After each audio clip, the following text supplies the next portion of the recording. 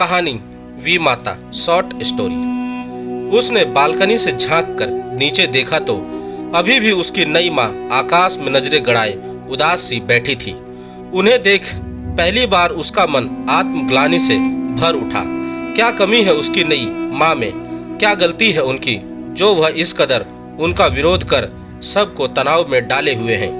गर्मियों की शाम वैसे भी उदास और तन्हा होती है, पर उस शाम प्रचंड लू के थपेड़ों ने 6 बजे के बाद भी शाम को काफी गर्म और उजाड़ बना रखा था।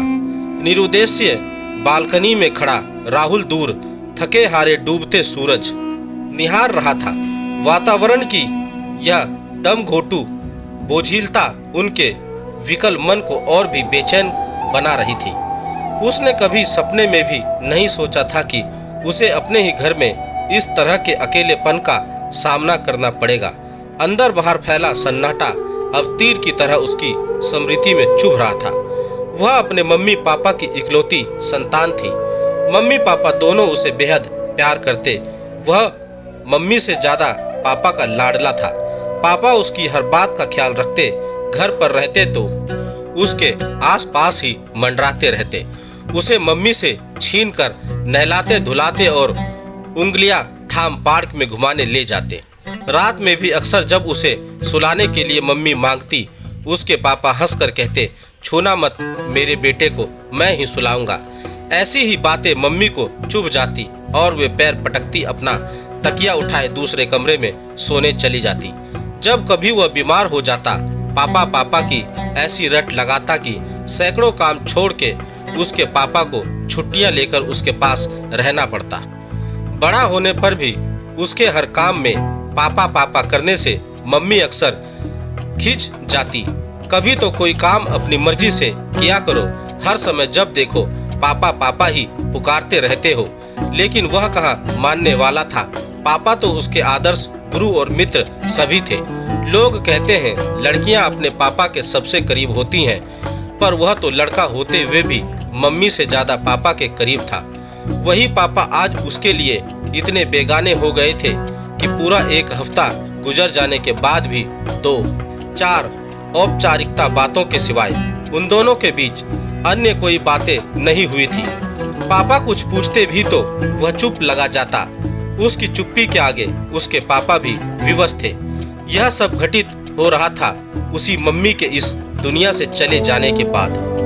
जिनके जिंदा रहते कभी वह उनका मूल्य समझ नहीं पाया। सहज ही उपलब्ध माँ का प्यार अब दुर्लभ बन जाने पर उसे तरसा रहा था, तड़पा रहा था।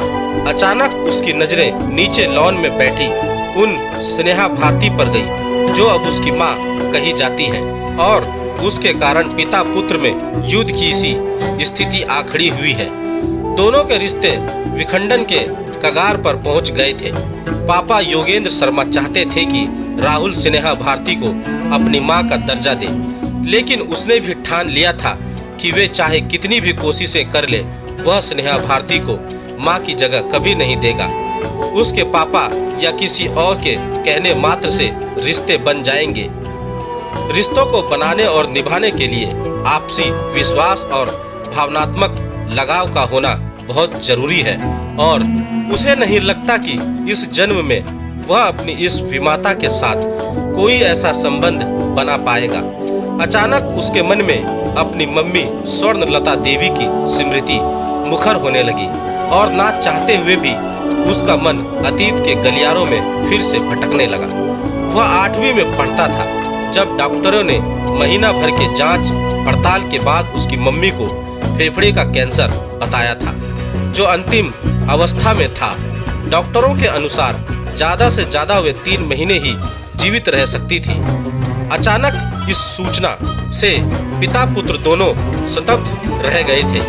यह प्राणांतक वेदना दोनों के लिए असहाय थी।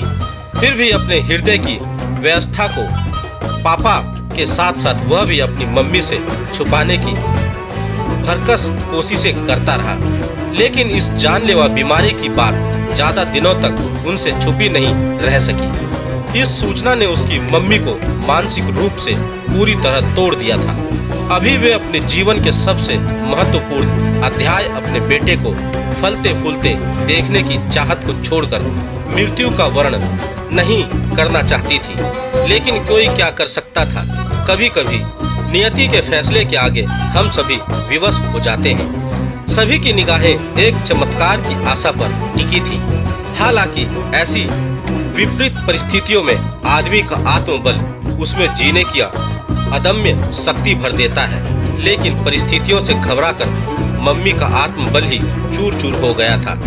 एक दिन दवा के रिएक्शन के कारण डॉक्टरों द्वारा दी गई जीने की उस छोटी सी अवधि को भी वह पार नहीं कर पाई और पलक झपकते ही हाल के गाल में समा गई। उसके पापा तो इस घटना से पूरी तरह टूटकर बिखर गए। उनके जीवन का सबसे अतरंग व्यक्ति, जिसके प्यार और साथ को वह मृत्यु पर्यंत अपने साथ संभाल कर रखना चाहते थे, अकस्मात उन्हें आधे रास्ते में ही छोड़कर गया था।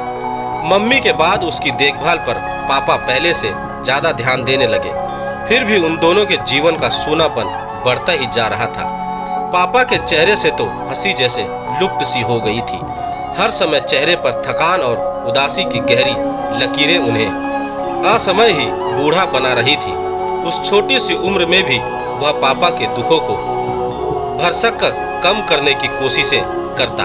रात में भी उन्हें अकेला नहीं छोड़ता, उनके पास ही सोता। फिर भी वह महसूस करता कि भले ही पापा उसके पास लेटे रहते हों, पर निष्प्राण शरीर की तरह उनका मन तो कहीं दूर भटकता रहता है। धीरे धीरे जीवन की व्यस्तता और समय ने दोनों को बहुत कुछ सामान्य बना दिया था। देखते देखते 6 साल गुजर गए। वह प्रतियोगी परीक्षा पास कर इंजीनियरिंग की पढ़ाई करके IIT कानपुर आ गया, जहां हॉस्टल के नए माहौल में और अपनी पढ़ाई में वह पूरी तरह रम गया। उधर मुजफ्फरपुर में उसके पापा भी कॉलेज के विद्यार्थियों के साथ अनुसंधान के कामों में पूरी तरह व्यस्त हो गए थे। कभी कभी माँ की यादें उसे पूरी तरह विकल बना देती। फिर भी अब जीवन पूरी तरह सामान्य हो चला था। वह सेकेंड ईयर की परीक्षा देकर घर लौटने की तैयारी कर ही रहा था कि पापा का एक रजिस्ट्री पत्र उसे मिला, जिसमें उन्होंने लिखा था वह किसी स्नेहा भारती से शादी कर चुके हैं, जो अब उसकी पढ़ते ही उसका स्वर्ग सुलग उठा। क्रोध, घृणा और दुख के आवेग से कांपते अपने शरीर का संतुलन बनाना उसके लिए मुश्किल हो रहा था। विधाता ने कैसी विकट परिस्थिति में उसे ला खड़ा किया था। छुट्टियां शुरू होते ही जिस पापा से मिलने के लिए वह बेताब था, अब उसी पापा द्वारा दिए गए अपमान और अकेलेपन के दर्द को सहने के लिए उसे बाध्य होना पड़ रहा था। अपनी सिसकियों को अपने अंदर जब्त कर जाने कब तक वह यूं ही निशब्द रोता रहा। पापा का फोन बार बार आता रहा, पर एक बार भी वह उनसे बात नहीं कर पाया। अपनी विवशता को निशब्दता में बांध फोन बंद कर सोने की कोशिश करने लगा, पर रात भर माँ की यादें उसे व्यथित करती रही। छुट्टियां शुरू हो गई थी। हॉस्टल करीब करीब खाली हो गया था।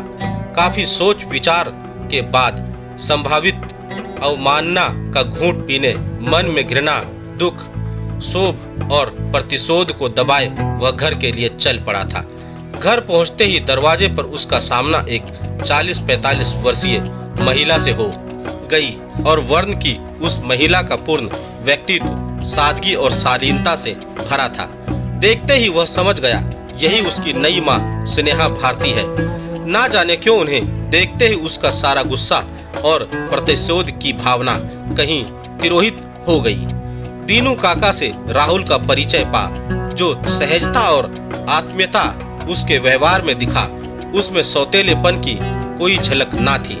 सहज ही दीनू काका को उसका सामान अंदर रखने और चाय बना लाने के लिए कहा।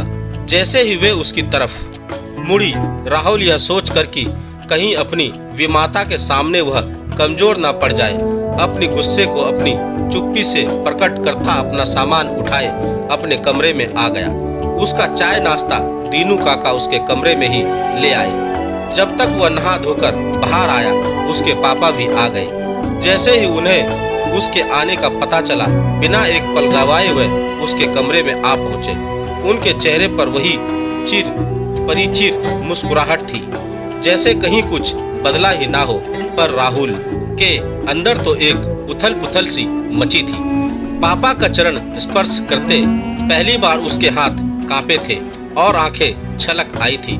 उसकी नम और आहत नजरों की शिकायतों ने उसके पापा को भी कहीं गहरे तक आहत कर दिया था। वह उसकी पीठ थपथपाते उसके करीब आकर बैठ गए। अब तक बना संयम बांध तोड़कर वह निकला।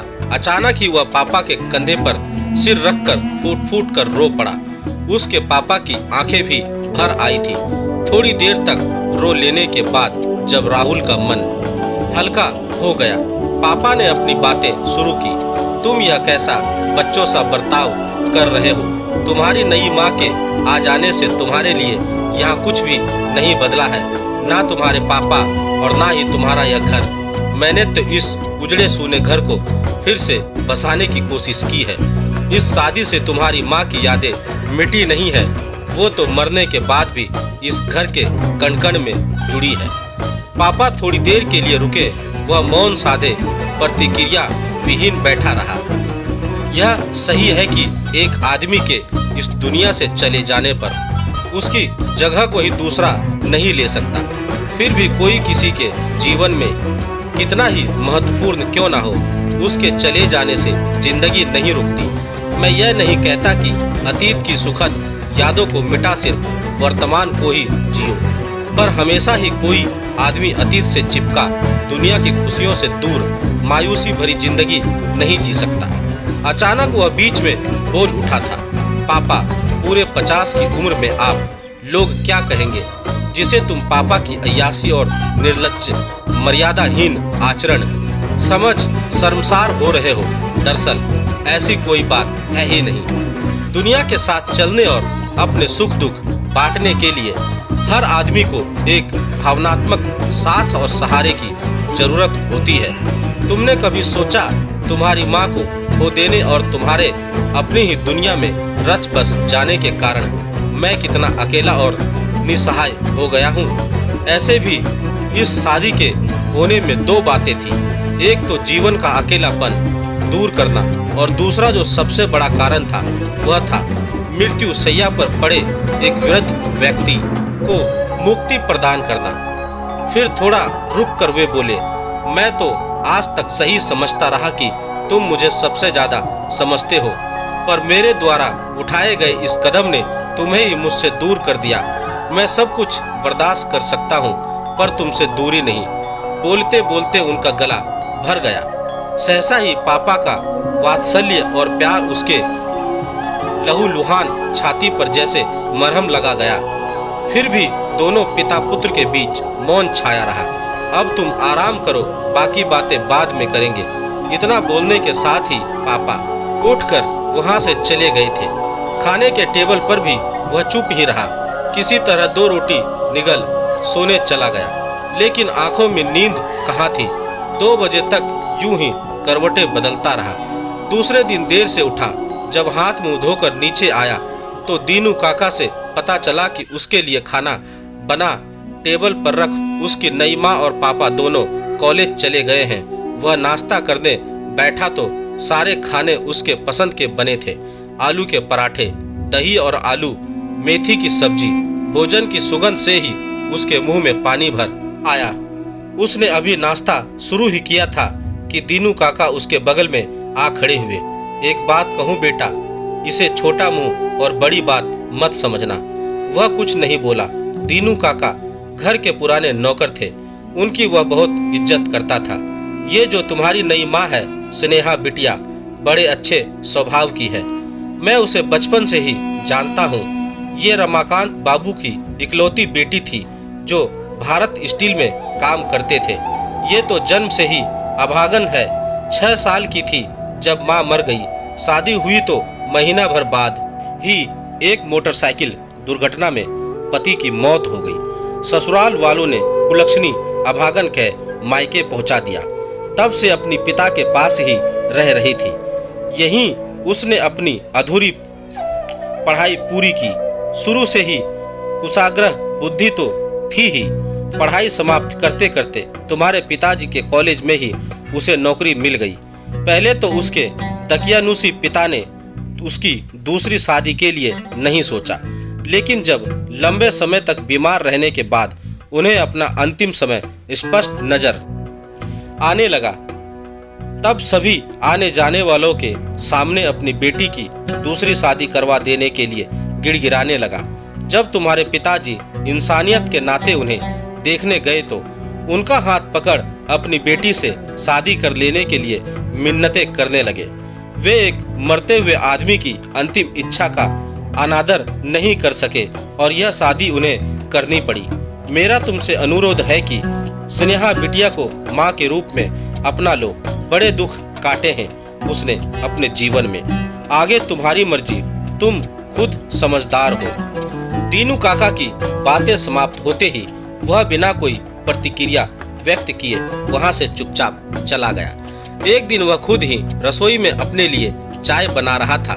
जाने कब उसकी कमीज चूल्हे के कोने से ऐसी उलझी कि सारी की सारी चाय उसके हाथों पर आ गिरी। वह जलन के मारे चीख उठा। उसकी चीख सुनते ही उसकी नई माँ पल भर में दौड़ती आ गई। स्थिति का आभास होते ही वे बुरी तरह घबराई गई। कुछ न सूझा तो जल्दी से अपना आंचल ठंडे पानी में भिगो उसके हाथों पर लपेट दिया। दीनू काका को मलहम लाने के लिए बोल वह उसका हाथ थामे उसे एक तरफ से खींचती हुई रसोई घर से बाहर ला उसके हाथों पर दवा लगाने लगी। साथ में उसे डांटती भी जा रही थी। वह चाहकर भी उनका विरोध नहीं कर पा रहा था।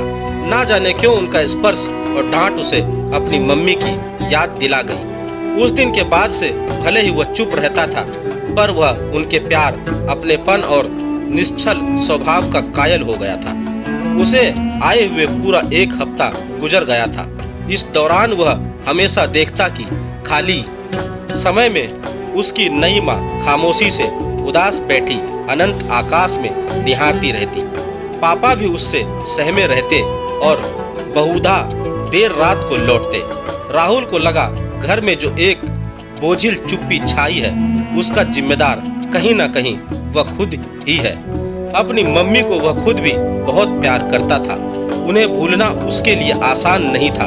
फिर भी वह जीवन का हर सुख तो भोग ही रहा है। फिर क्यों चाहता है कि पापा उसकी मम्मी की यादों को सीने से लगाए अपने जीवन को उदासियों और आंसुओं में डुबोए, अकेले पन के दंश को भोगते रहे।